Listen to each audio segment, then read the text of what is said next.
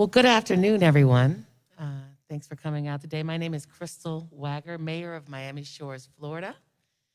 It is my absolute pleasure to be with all of you and be able to moderate this roundtable today. I want to thank our participants and everyone joining us via Zoom this afternoon for this very critical conversation. We are here today to hear from our very next Vice President of the United States, Senator Kamala Harris. And more importantly, we are here for Senator Harris to hear from us. I've had the pleasure of knowing Senator Harris for over 10 years, and it's been incredible to watch her journey over the years. I'm so excited that the rest of the country and the world will get to know Kamala and witness her brilliance, her empathy, her compassion, and her leadership style. Today, we have assembled Black community leaders from every part of Miami-Dade County here at Florida Memorial University, located in the beautiful city of Miami Gardens. We will hear about the various challenges facing our Black community during this unique and difficult time in our nation's history. Here is what we know. It did not have to be this bad. And as we face an unprecedented public health crisis, an economy that is spiraling, and a cry for racial justice, we see that Donald Trump has failed to lead this country at every turn. Every step of the way, he has left the Black community behind, despite how he spends it. However, I always remain hopeful, and I know that a Biden-Harris administration will get this country back on track and build back better. So it is my honor to kick off this roundtable by introducing none other than Congresswoman Frederica Wilson, a lifelong teacher, a mentor in so many communities here in South Florida, and a powerful advocate for all Floridians. She also happens to be my congresswoman, so I might be a little bit biased. Representative Wilson, thank you for being here with us today. And Madam, the floor is all yours. Oh, thank you. Thank you so much to our fabulous, amazing mayor of Miami Shores, a great leader, Crystal Wagger, Mayor. We're so happy to have you. And to all of you who are sharing this spotlight with me, this is such a fabulous day in the city of Miami Gardens. I am just so proud to be an HBCU graduate and be here with you, Dr. Hodrick. I have an honorary degree from Florida Memorial University, and I am so proud. I got a call one day, not too long ago, and you know how I had been talking with Senator Harris at the Congressional Black Caucus meetings, and we talk about all kinds of things. We talk about the little girls who were kidnapped in Nigeria, and we've read on Wednesdays, and we talk about the Commission on the Social Status of Black Men and Boys and what we were gonna do and all these kinds of things. So I got this call. I answered the call. I said, hello? Hi, Frederica. This is Kamala Harris. I said, hi, Kamala. How are you, darling? My dear sorority sister and friend. And she said, I am calling because I want you to know that I'm going to run for prep. And when she said prep, I started screaming. I did not even let her finish her statement. And I was screaming, oh, run, Kamala, run, Kamala, run. So that was just an amazing day to me. And before I could finish speaking with her, I got a text from Mr. Biden. And he was saying, Frederica, I'm gonna need your support. So I texted him right back. I said, Joe, you know I love you so much. You are my friend. But I'm gonna endorse Kamala. This will be the first Black woman running for president. And he understood. And I said, I don't have a crystal ball, but maybe one day the two of you will end up somewhere together. I didn't say who was going to be what, but I said it. So definitely, What do you know? His first decision that he had to make was to pick a vice president, and he picked the most amazing and the most qualified Black woman in this nation. She knows that I love her, and she also knows that in our caucus, we have members of the Divine Nine. Those are the the sororities and fraternities, and we have a past president of Delta Sigma Theta, Marcia Fudge, who also endorsed Kamala. So this is a Divine Nine candidate, an HBCU candidate. And like Whip Claiborne said, Frederica, when you finish from an HBCU, you have to take the same bar exam, you have to take the same medical exam. So Kamala has elevated those two institutions to the highest degree. And then our own national president, when it was time for Mr. Biden to select a vice president, she was calling me every day. Have you heard anything? What's in the news? What's in the news? So just know that you're loved. We're so proud of you because Black women have carried this nation, this race, this Democratic Party ever since we landed on this continent. And for you to be on the cusp of being the first Black Caribbean vice president, I'm Bahamian, it means so much. It means so much to our district. It means so much to all of the people here. And I want you to know that we were marching in the street and calling each other, and everyone in our district was so happy when you were announced. And so many people say, that we feel very sorry for Vice President Pence because he has to debate you on October 7th, and we're not sure how he's going to hold up because we have seen you, young lady, in action. We have seen you cross-examine the best. We have seen you bring them to their knees. We know that you represent the largest state as a U.S. Senator in the country, and what you did before becoming a U.S. Senator goes down in history with so many firsts. So right now, our district is suffering because we are in the pandemic, and we are the apex of the pandemic right here in this community. So many of the zip codes that I represent, we have lost so many people. They have died every day. We have a death in District 24. We have tens of thousands of cases of COVID-19. And to learn that the President of the United States knew that this was a disease that would kill my constituents, it doesn't just make me angry. I am enraged. And all of our mayors and everyone else, we are enraged that this is happening in our district. And we call him a racist, but we have another term now because he's a murderer. And this is something that could have been avoided. So know that we're depending on you because our little children are suffering in our schools. They don't know what to do. They're confused. They have to wear masks. They have to blow their noses. They have to sneeze. They have to cry. They don't want to wear a mask. So we're depending on you and Joe Biden, who cares. We know that you care.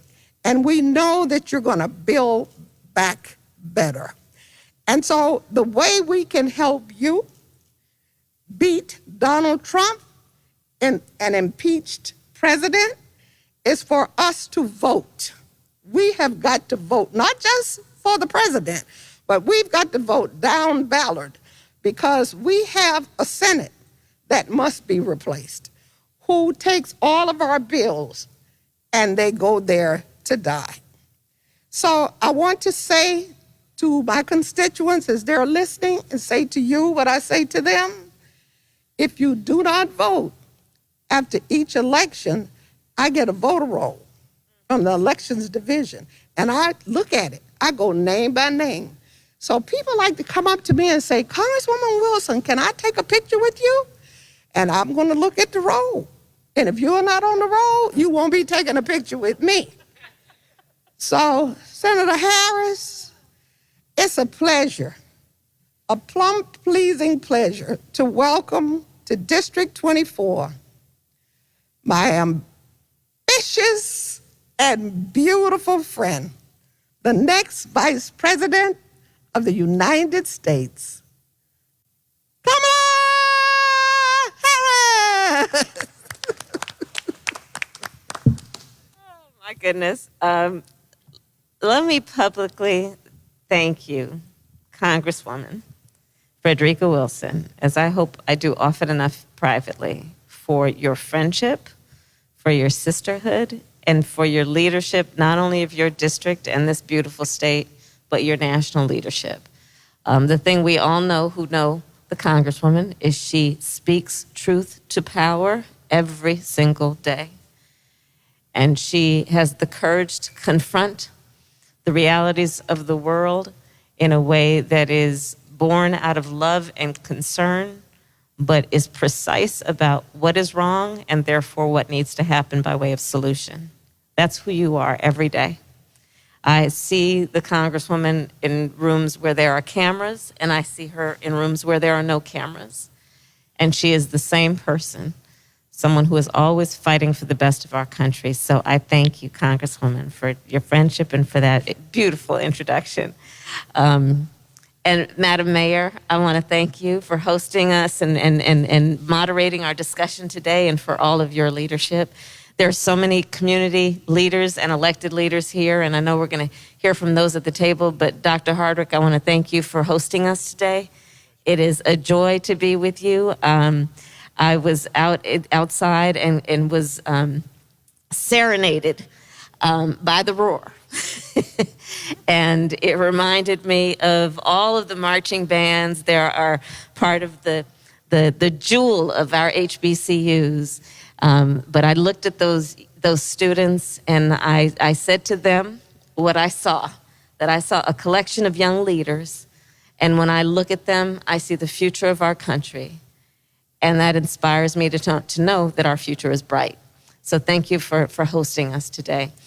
So I just want to before we get into the conversation, and this is a group of very informed leaders, and I'm really looking forward to a candid conversation about what's happening here in Miami, but as an extension of what's happening in our country as it relates to all people, but with a particular emphasis on what's happening with the African American, the Black community here in Miami and in Florida. Because I am here on behalf of myself and Joe Biden to listen and learn, to ensure that the work that we are doing and intend to do is relevant to the people of this community. And it is about lifting them up and seeing and hearing them in the process of doing that. But I just want to start by some news that just broke recently. It's regarding a book that Bob Woodward wrote. And here's the thing. So basically what we are hearing is that on January 28th, the president and the vice president were informed about the imminence and the dangers of COVID-19. January 28th. On February 7th, the president of the United States, who has the unique and very important and special responsibility of concerning himself with keeping the American people safe, was in a conversation where he told, and we've heard that conversation, it's not like it's a narration of the conversation, we've heard it, said that COVID was deadly stuff, said that it is airborne. This is the same man, Donald Trump, who for days, weeks, if not months thereafter, called it a hoax, dismissed the seriousness of it to the point that he suggested people should not wear masks. He knew it was airborne, that people would breathe it. You know, Joe Biden said it well. He said, well, I guess we now know he knows how to read. He knew the facts of it. 5% potential lethality. He narrated all that in that conversation. In February and January, he had all this information, yet he held rallies. He suggested that to wear a mask is a sign of weakness as opposed to a sign of strength. This is the President of the United States. So we continue to have examples of the fact that this is an individual who is not concerned about the health, safety, and well-being of the American people, and is frankly engaged in a reckless disregard of the lives and the health and well-being of the people of our country. I find it so outrageous. And here we are in this community talking about the number of deaths, talking about the number of people who have contracted the virus, talking about the number of people who have become unemployed, who are standing in food lines, who are begging of their government that we will extend unemployment benefits because of a pandemic that resulted in economic disaster, of a measure compared to the Great Depression. And the Commander-in-Chief of the United States of America was in possession of this information that long ago, but conducted himself the way he did. There are so many reasons why Joe Biden needs to be elected President of the United States. And if those reasons did not make it clear why, this certainly does.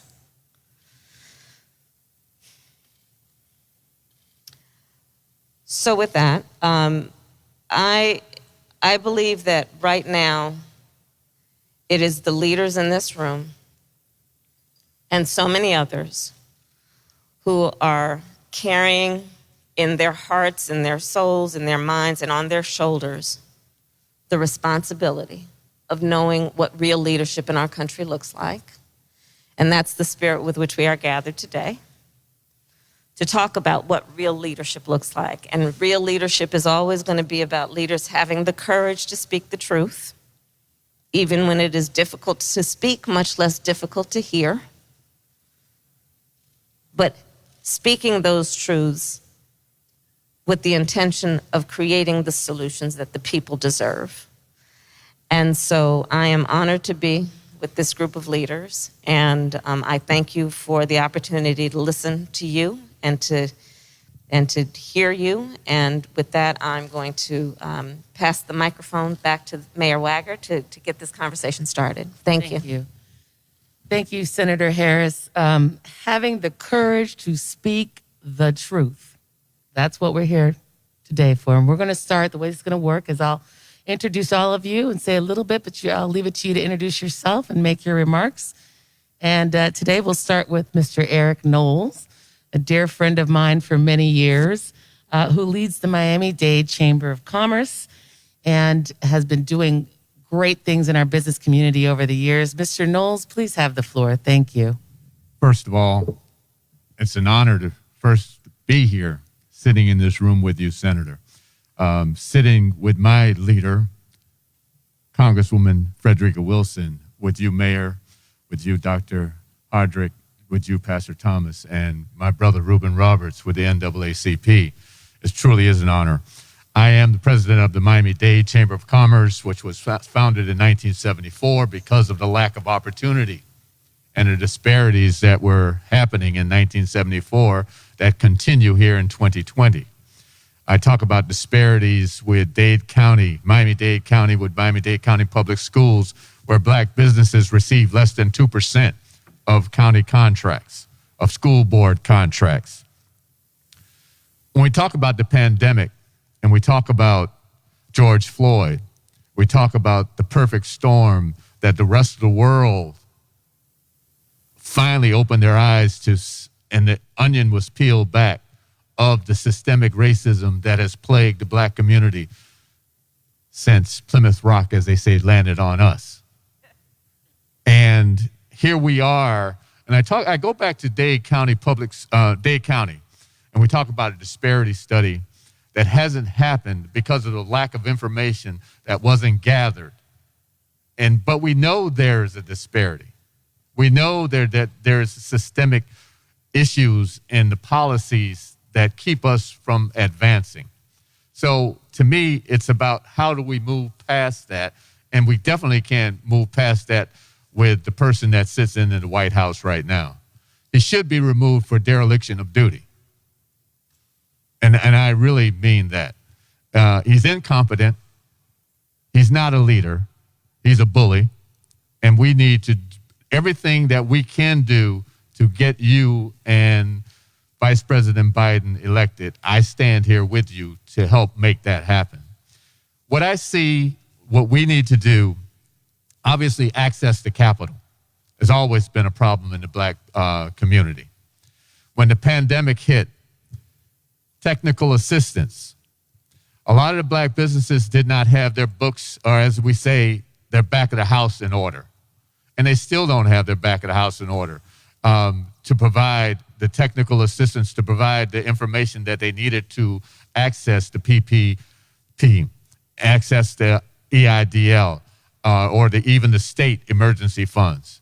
So we still have those problems with our businesses that cannot fill out the paperwork or did not have the proper information to fill out the proper paperwork. Some of the things that I see that we can do to help move this forward, I talk about mentor-protege programs. Mentor-protege is where large corporations are made to participate and bring in smaller corporations that have been in business but need that leg up to help them move up and to scale. So Jackson Hospital here in Miami did a mentor-protege program. You cannot build a hospital or do business in a hospital or do construction in a hospital unless you are ACA certified. So what Jackson Hospital did, they had a $1.2 or $2 billion bond project in which they were building new hospitals, renovating the existing Jackson.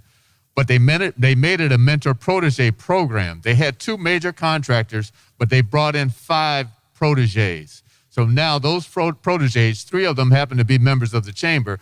Now they have gone through the process of doing hospital work, and now they are qualified and can do this work. The other thing that I want to talk about is P3s, public-private partnerships. Policies should be put in place both federally, statewide, and local. If it is a P3 project, that it has to have a mentor-protege program. So to me, how do we move the needle? Those are some of the answers that I have. All of our businesses have been hurting here in Miami-Dade County. Restaurants are closed. And in our community, a lot of our businesses are barbershops, beauty salons, service-type businesses. And the other thing I want to talk about is the 5-year look back on felons. Felons could not access the PPP program because of the 5-year look back. That either needs to be removed or reduced to a maximum of 2 years. And I said 2 years. These are businesses, men and women who have served their time, and now they've come out and they were not able to access PPP money. They have employees. They've been running their businesses for a number of years, and they can't access those monies that were there to support them. The last thing I'll say in terms of capital, we know the problem that happened the first round. All the large banks did not pay attention to the small businesses. So we need to make sure my understanding, there's still about $130 billion still left from the second round. So I'm not sure where that is. We need to make sure that those businesses in our area codes, zip codes, have access to these monies. And that's my perspective on it at this moment. And again, thank you for coming and sharing your time with us. Thank you, Mr. Knowles. You raised a lot of very important points, and I've taken notes. The access to capital piece, I couldn't agree with you more. So Joe and I have a plan that's about, as Mayor Wagner talked about, Build Back Better, all right? And that's the theme of it. But when you break down what that means, it includes a number of things that are about helping small businesses, helping to encourage entrepreneurship, and doing that, understanding one of the best ways to do it is to provide access to capital for communities that have historically been denied access to capital, intentionally or just through neglect. So part of our plan is to invest $150 billion. And that's going to be new capital for small businesses with an emphasis on community development financial institutions, CDFIs. To your point, the PPP overlooked, the last number I saw, 90% of minority and women-owned businesses did not get a benefit from the PPP. Because to your point, they don't have the relationships with the big banks, so that the fancy banker calls up Mr. Smith and says, yo, this thing is about to come down. I've got all the paperwork filled out for you. You just need to sign it, and you'll be in line. To your point about the beauty salon, the barbershop, the florist, one of my constituents got in touch with me and said, look, I have a beauty salon, but they want me to fill out all these documents about my vendors. Well, I get my products at the beauty supply store. So that's not the way I do business. So how am I gonna be able to actually access the help that I as a small business owner need? And so Joe and I have talked extensively about this in terms of what we need to do. One, in terms of recovery from COVID and lifting back up our small businesses, but also what we need to do moving forward to invest in the natural entrepreneurship that exists in our communities that needs to be cultivated and supported in every way through mentorship. And so that's part of how we are designing it, that as part of the federal support, there would be that kind of mentorship that you described. But it also would be about encouraging private equity to do greater investment in our communities. And to put a fine point on how many people would be impacted by this discussion that you and I are having, it is estimated that 50% of American workers either work for a small business or run a small business. So we're talking about a lot of folks. And so I appreciate that. We are also looking at what we need to do to build back up community around issues like home ownership, right, which we all know. And you look at it here in Florida, in Miami, and so many places in our country with the history of redlining, the history of black families being excluded from the government opportunities, from the GI Bill going on, right, to have that leg up for home ownership. And part of our plan is a $15,000 credit for families for down payment and closing costs. Because, of course, home ownership is part of intergenerational wealth. And I'll let the conversation continue, but there are more things to discuss in this area, and I appreciate what you're saying. Thank you. Thank you, Mr. Knowles. Thank you, Senator Harris. Next, we have President Japhus Hardwick. He's the president of this wonderful university from which we're sitting in, Florida Memorial University, a historically black university. And we welcome you today. Tell us a little bit about yourself. And you have the floor, sir. Thank you so much, Mayor. Let me just say, first of all, congratulations to Senator Kamala Harris and Vice President Joe Biden on their quest to become the next leaders of our great nation. On behalf of the students, the faculty, staff, and our Board of Trustees, we welcome you. Thank you for visiting us. And I'm really elated that you enjoyed the Roar, the band, and believe it or not, they are new. I just started that program. and I mean, they are really good. They are doing a phenomenal job. And these are students, again, who, like so many others, were not really sure college was the place for them.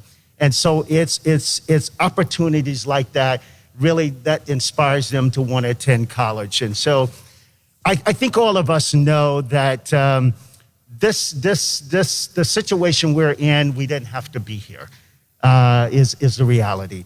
And so this past academic year was certainly unlike any in our history, as the novel coronavirus pandemic impacted our world in unprecedented ways, and especially right here in our own country. Back in early March, the pandemic forced so many colleges and universities to pivot and to make drastic changes in our traditional modalities of delivering instructions. And I think all of us know that many of these universities, even the most wealthiest of our institutions, are feeling that impact. So can you imagine what our HBCUs are feeling like?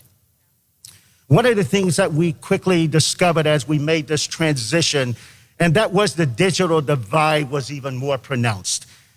When we had to quickly move from, again, the traditional method of teaching to the online instructions, we realized that there were so many of our students who didn't even have computers. And we quickly had to make arrangements with a technology company in our community in order to get devices for so many of our students. So I think we all know that the pandemic has really impacted us in ways beyond what we could even fathom. And as I indicated before, we didn't have to be here. So Florida Memorial has been around for 141 years, providing educational access for so many undeserving students. 90% of our students are first-generation, low-income students. And that means that we open up opportunities for these students to be able to come into our university. They come in, many of them not prepared for college, but through the high touch and the nurturing environment that we provide to our students, we see them evolve. And they become confident in their abilities to excel. And this university has produced many doctors, lawyers, judges, business owners all over this country, and have done phenomenal work and continue to do phenomenal work. So I'm very proud of what we're doing here at our university. So when you think about HBCUs, again, we comprise 3% of educational institutions, but yet we're producing about 80% of the graduates in our nation. And these are your future workforce, is your future workforce development. And so we're educating our students on, one, what it means to be highly competitive, how to create your own businesses. That's one of my goals here, is literally 3 goals, is to, one, make sure that when our students graduate, that they're able to get into top-notch graduate programs. Number 2, they will be prepared with the skills necessary to compete in a global marketplace. Or number 3, they become entrepreneurs. And that's what we're putting programs in place now to really help our young men and young women think about economics. The other thing that I want to quickly talk about is just the injustice. Not only are we looking at a health disparity and pandemic, but there's also a racial one. When you think about the racial unrest that is occurring in our nation, the divide that is happening in our nation, I think we should all be ashamed at this point. When we should be coming together, working collectively, we're divided as a nation. And so one of the things we're doing here is that we've launched the Florida Memorial Social Justice Institute to really begin to talk about a lot of these issues and address many of these racial issues that have literally devastated our nation, from economic injustice, the healthcare injustice, and the list goes on and on and on. Because we know that the pandemic itself has really impacted us in disproportionate ways. And I think some take advantage of that because they think, oh, it doesn't matter. It's really impacting only black people or brown people. Well, you got to think about the fact that, like Eric talked about, It has caused thousands of businesses to close. It has caused millions to be unemployed today. And that means that they have no economy, no economics coming in. So, of course, that impacts them trying to go to school. And so when you think about small institutions like us, we are literally working on a shoestring budget. We're pulling out everything we can to make sure we keep our young men and young women in school so that they can complete and compete for opportunities in our nation. So Florida Memorial is committed to those things. And so I'm looking forward to whatever we can do to make sure that we help continue to move our country and make our country better. Thank you, Dr. Hardick. I am a proud graduate of an HBCU. That you are. And I couldn't agree with you more. It is the place where we nurture young people to see who they are and their role as part of leadership of our nation in whatever profession they choose. Right. And Joe and I have talked extensively about what we need to do, therefore, to support our HBCUs as part of just the treasure of our nation.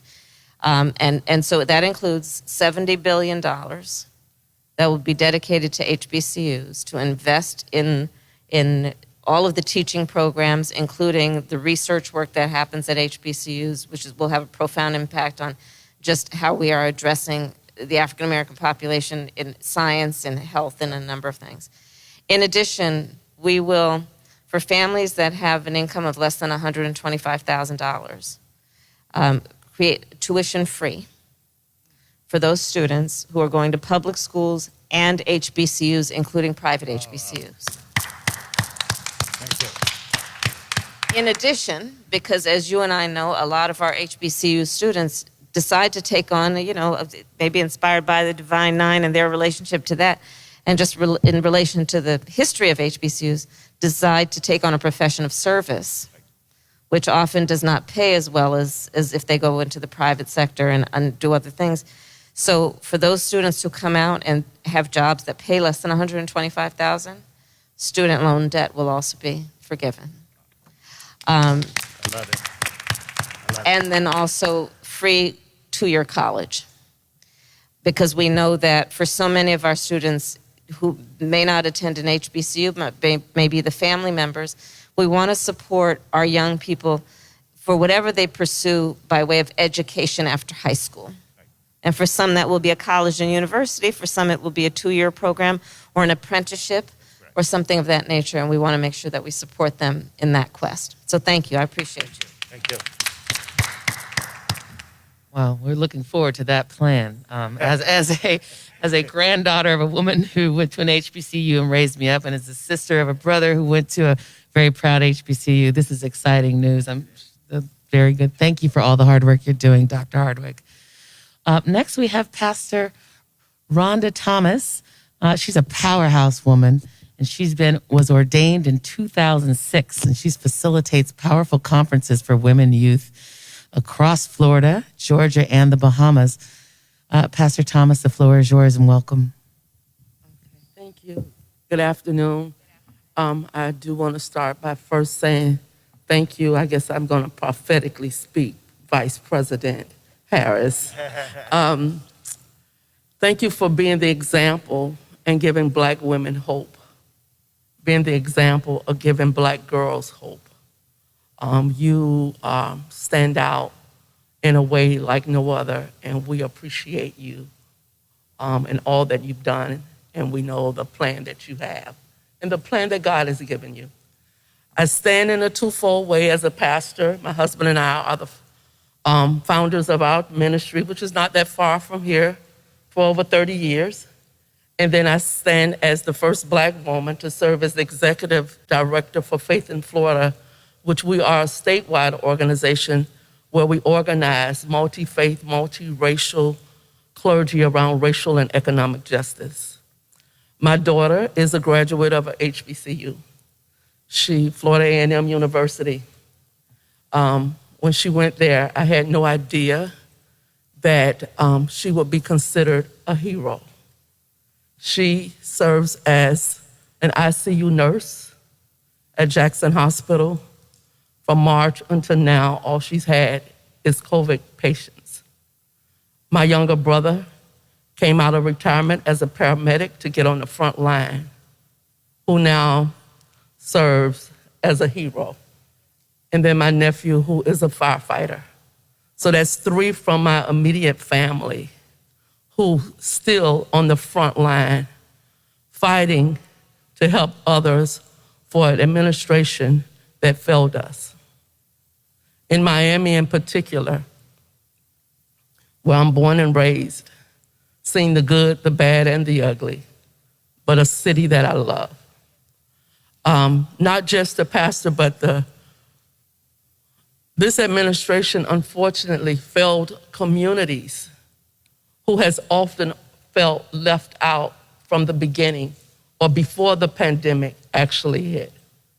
The work that I do is to encourage and bring forth a beloved community where we will all feel a sense of belonging. Unfortunately, we have been failed on every level, whether it's those who experienced unemployment, and when those that are unemployed, that affects the Black church, because that's the way we survive, regardless of the size of the church. And our churches still have not opened. I have taught more clergy how to click Zoom, and that has been an experience, starting with my own husband. So, but it's been a failure on every level. My job along Faith in Florida, we have provided in Miami-Dade County, myself has delivered every person that is incarcerated, PPE, and the correction officers. That's every county jail in Dade County, because they lacked the basics of what all of us needed, which was masks and a hand sanitizer. And then the prisons start calling, because it's women, the women prison in Homestead. Out of 668 women, 600 was tested positive with COVID-19. This very district, we provided every high school and every student and teacher masks. So when our schools open, our young people will have masks and hand sanitizer. The day that my daughter called to say a whole family died, and the only person that was left that survived was the 11-year-old son. The grandparents died, and both parents died. It's a system that failed us. Many did not have health care. When she called to say that the hospital morgue was so full, it's a system that failed us as Black people. When they're trying to force our children to go to school, it's a system, it's a consistent failing. And even the church itself, who is not open, who cannot give the counseling and the aid to parents, we're literally turning families down because we can't host a funeral. It's a system that has failed us on every level. I don't know if you have the answers to this failed system, but we need the answers. We need hope. We need to know that this too shall pass. So that's my remarks for now. Oh, Pastor, right, these are those moments where we must walk by faith. And, we do have some of the answers. So Joe Biden and I have made a commitment that we will, one, listen to the scientists and embrace the truth of the the nature of this public health pandemic and do what the scientists have said from the beginning is necessary. We need a national plan for testing, and we need to implement it. An implementation of a national plan for contact tracing. The implementation of a national plan for making sure all people have access to treatment. I have a bill that is part of our national plan that is about it's the Racial Disparities Task Force, which would be put in place immediately to do the analysis of where the racial disparities are so that when we are talking about the distribution of resources, we are guided by the principles of equity, knowing that not everyone starts from the same place, and we want everyone to end up in the same place with equal access. And our plan is also about, God willing, as soon as we get a safe and effective vaccine, a national plan for how that is going to be distributed, understanding that there is a big difference between having a vaccine and folks getting vaccinated. So you are right. The system has failed so many people. The 190,000 souls, most of whom did not have a burial, so many of whom, I know here in Florida, I think 40% of the people who have died were seniors, whose families could not be with them in their final days of life. That our country is grieving the loss of jobs, the loss of life, the loss of normalcy, the loss of consistency, and in many cases, the loss of hope. And Joe and I talk about that all the time. And we need leadership that sees and recognizes the suffering and is prompted then to be guided by truth and fact and not what is in their political self-interest, which is what we have seen in Donald Trump. So thank you for sharing that. And to your family, your daughter, thank them, please. Thank you. Next up, we have Mr. Reuben Roberts, the current president of the Miami-Dade chapter of the NAACP. Mr. Roberts, the floor is yours. Thank you. Hello, can you hear me? First of all, I would like to say thank you for allowing me to have this opportunity to speak to you about issues that are pertinent to our community. I am deeply honored and privileged to be here with you and the esteemed panelists, all of whom I've had some experience with, so you've definitely chosen well. I want to share with you the concerns about what's going on from the people perspective in Miami-Dade County. One of the issues that we have is definitely an economic issue.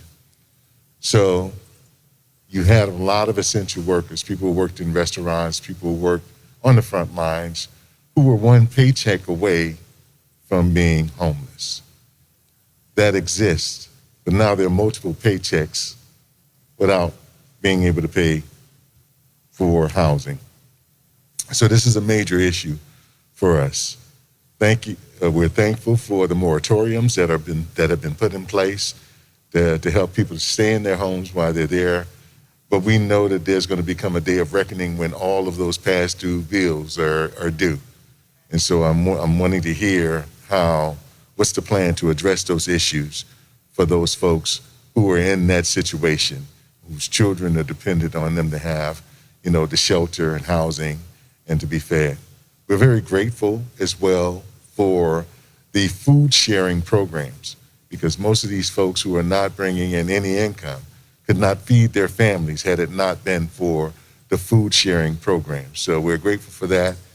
We want to hear about the plans for those types of things as well. In addition to economics, in terms of the families, there's also the business component to it. And so for years, you'd hear people saying that we'd love to have a seat at the table, or we would love to be invited to the party. I just was on a Zoom last night, and the gentleman mentioned that it's not enough just to be invited to the party, we have to be asked to dance as well. So I would love to see what that looks like in terms of how we participating, not just at sitting at the table or going to the party, but how we being interactive in terms of our dance. One of the things I would encourage you to do, you and Mr. Biden, Vice President Biden, is to lead by example by making sure that in your campaign, you're hiring black vendors. Every state, every city, every county, make sure that there's a commitment and budgetary items where you will be hiring black vendors. Black people hire black people. If you do that, you will pass on those dollars, those resources, where those families who are in need can definitely benefit from. So that's something I would encourage you guys to do. The other thing, I think that there's a missing element that's not been spoken of a lot. We're almost 200,000 deaths. So all of us in some way, due to COVID-related deaths, have been impacted by COVID. And so one of the things that we're really not talking about is the PTSD and the mental health piece. And so the federal government has deeply cut mental health programs and things of that nature. And one of the things that we need to look at is how do we address these issues for the parents who are stressed out and full of anxiety because they don't know what tomorrow holds. They don't know how long this is going to last. Parents who want to send their kids to college, parents who want to send their kids to school, parents who don't know how they're going to make ends meet going on in the future. Those mental health issues are real. We have to address those issues, not only from the parental standpoint or the community standpoint, but for the workforce standpoint as well. People are going to be asking folks to come to work as normal without even addressing or having anything in place for them to process what they've experienced in terms of a loss of a loved one, a significant person in your family, loss of property, loss of whatever it is that you've lost, how to deal with the anxiety. Our workforce, our educational system is going to be deeply impacted by those mental health issues that we definitely need to address. So I encourage you to have some sort of answer for that, because we don't know when this end is going to happen, and the uncertainty is real. I was pleased to hear about the programs that you have in place about higher education and making sure the first 2 years of college is free. I'd like to see you come up with a plan, too, to forgive student loans for those who've been out of school for a while but struggle, because you have a segment of the population who can't even purchase their first home. They have a nice job, but they're so indebted in terms of their student loans, they can't even purchase their first home. So we need to make a way for those folks to be able to pay into the system through their taxes by paying for those homes, and we need to have some sort of forgiveness on that. The other thing I heard that you mentioned I thought was so very important. We need to save our HBCU. We are with one of the best presidents of an HBCU right here today, and this institution has grown by leaps and bounds under his leadership, and it will continue to grow, I'm certain. But not only do we need for those dollars available for students, but we need also developmental dollars so that they can build more dormitories, they can build more facilities for their students. We also need, in addition to those research dollars that you spoke of, we need dollars that are coming from SAMHSA and NIDA, where they are intentionally reaching out to HBCUs. Black people in the areas of behavioral health and sciences are the most researched people in the world. And so who better to lead those research than an HBCU? So in addition to those dollars, as you give dollars to NIDA, SAMHSA, and such, CSAP, those dollars should be, some of those dollars should be earmarked where they're going to be working with an HBCU. I would love to see under your administration that you develop a council with these HBCU presidents and work with them to help them to get more involved in research and to get more involved into having evidence-based programming or studies at their institutions. Challenge is you can't afford to have the latest information because you're just on a shoestring budget. So we need to resolve that issue as much as possible. And finally, social justice. Well, social justice and housing. Social justice. I know there's not much you can do in terms of helping to solve the problem of people who have hatred in their heart, to see other people who may be different from them as human. And that's a major problem that we have right now. The basic feeling of, or the basic of being recognized as human. I often say when they see us as human, they'll treat us as human. And I think that since the advent of George Floyd and so many other incidents that we've seen, which shows that they're not shying away from this, the violence. In your state, there's still hangings that are unsolved. I mean, the lynchings that are unsolved that happened recently. So I want to say this, in terms of police reform, in terms of anyone that does business with the federal government, if they are hate-based or hate-related, they should not be eligible to do business with them. We need tracking systems in place for those rogue officers. I believe that the majority of our police officers are doing well, but those that 1 or 2% or whatever the percentage is, that have a disregard for life, liberty, people of different background, black people or people of color, those people need to have their law license revoked. The process is there for that to happen on state levels, but it's not followed. And I think that the federal government should intervene on that level as well to make sure that whenever you have an officer that is charged with these heinous crimes, that their due process is followed all the way up into looking at not only getting them prosecuted, but making sure that they're not able to serve in that role of someone who was sworn to protect and serve, because they don't have that honor, and so they should not be in that position. And finally, housing. We've been priced out here in South Florida. You have a workforce, you have a labor force that can't afford to live within 20 miles of where they work. And so people have to travel, commute from one county to the next in order for them to survive, where rents and mortgages may be a little bit cheaper.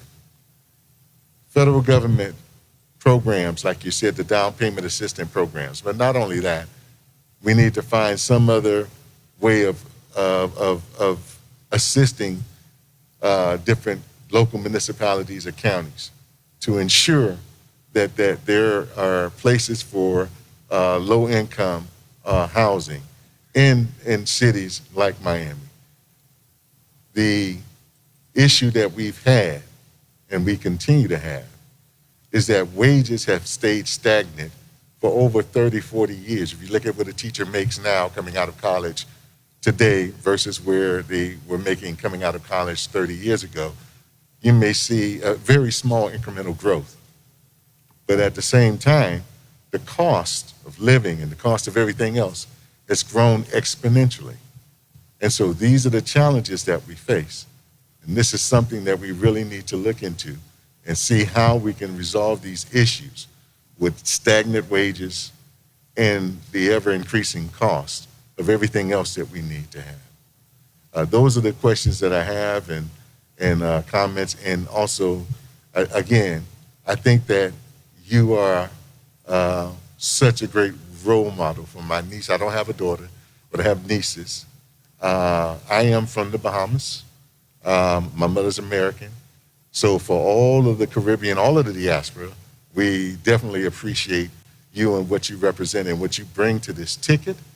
And we encourage you to continue to do the good work and be that shining star that you've shown yourself to be. I've seen you in those Senate hearings, and I mean, you made me proud every time. So I'm going to continue to encourage you to do the same, and I'm looking forward to what's happening after November. I'm looking forward for what's to come. Thank you. Thank you, Mr. Roberts, for all that you have highlighted. There's a lot there. I'm not going to attempt at this moment to unpack it all, but I've taken extensive notes, and I look forward to us continuing this conversation and following up, because not only have you identified the problems, but you also are offering great ideas for solutions. So I want to make sure that I follow up with you.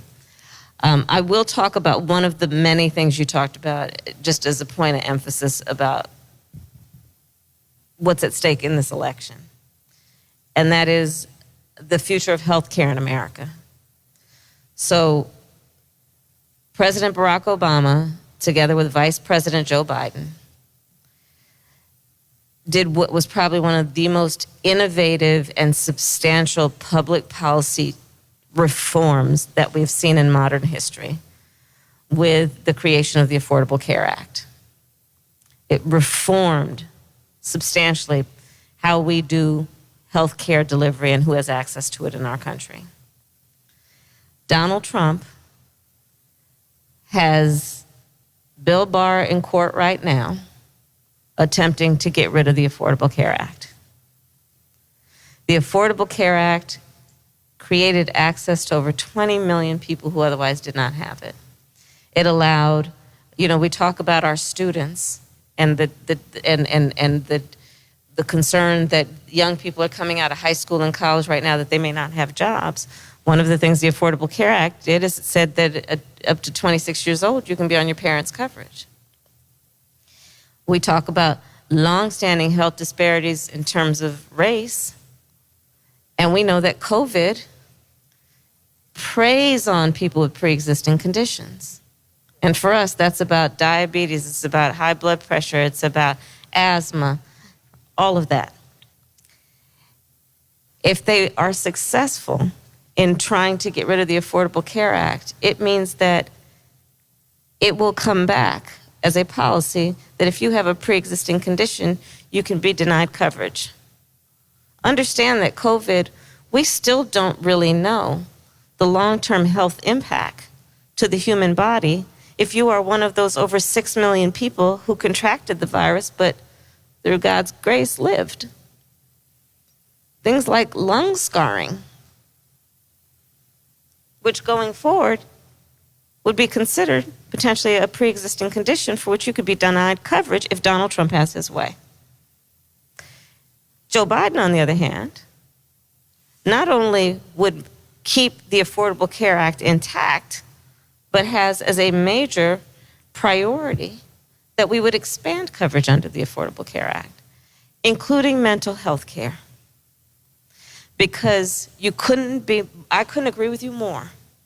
The undiagnosed and therefore untreated trauma that people were experiencing before this pandemic. I've long worked on this issue in terms of the children growing up in poverty, which, by the way, poverty is trauma-inducing.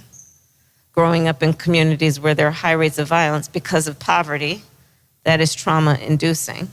Our children are not being diagnosed and therefore not treated. We have, as a public health care system, long been under some misconstrued notion that healthcare means addressing the body from the neck down, instead of wondering, we also need healthcare from the neck up, right? You recognize somebody if they broke their arm and say, oh, can I sign your cast? Can I open the door for you? But we don't do that in terms of mental health care. So Joe and I have talked extensively about it, and this is one of our priorities, but I do want to connect it to also this election and what's at stake in the next 54 days. Because if Donald Trump has his way, there could be at least 20 million people who almost immediately will lose their coverage, including all those folks with pre-existing conditions, much less what we can do to expand coverage, including an emphasis on mental health care. So let's follow up on all of the other points that you made, but I do want to thank everybody for the time and for the thought and for the continuing conversation that we will have. And I'll turn it back to the mayor. Well, thank you, Senator Harris. Were those your concluding remarks, or would you like to take us out with some concluding remarks before I thank everyone for their time this afternoon? My concluding remarks are that everything that has been mentioned here, this is about, and the reason that we are doing this is that the American people deserve to be seen and heard. And if their government is going to be at all relevant to their lives, it is because we do this in response to their needs. And the thing about Joe Biden is that he understands that the expression of strength of a human being and of a leader is not measured by who you beat down. It's measured by who you lift up, especially in times of crisis like this one. And so that is a large part of what motivates us to be here and to work as hard as we possibly can over the next 54 days. Florida, last day to register is October 5th. Early voting will start sometime in October. I don't have the date in front of me. We encourage everyone to vote early as the law allows you to do. And I will remind folks that there are all kinds of obstacles. We know that here in Florida and throughout our country that have been put in the way of trying to get Black folks not to vote, students not to vote, Native American, our indigenous brothers and sisters not to vote. Those obstacles are present, and we're going to have to work around them. We're going to have to surmount them, but let's be prepared that there are a lot of folks who have so much at stake. And the reason that we need to vote is, of course, about honoring the ancestors, including the most recent, John Lewis, who shed his blood on that Edmund Pettus Bridge. But the other reason we need to vote is this. I encourage people to sit back and ask, why are they putting so many obstacles in the way of my ability to vote? Why are they doing this? From the days of requiring folks to count how many jelly beans were in that jar to qualify to express their voice through their vote. Why are they doing this? And I think the answer is very clear. Because they know when we vote, things change. And therein lies our power,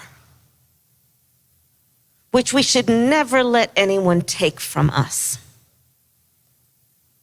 So this is my concluding remarks to all of the friends and family in Miami-Dade and in Florida.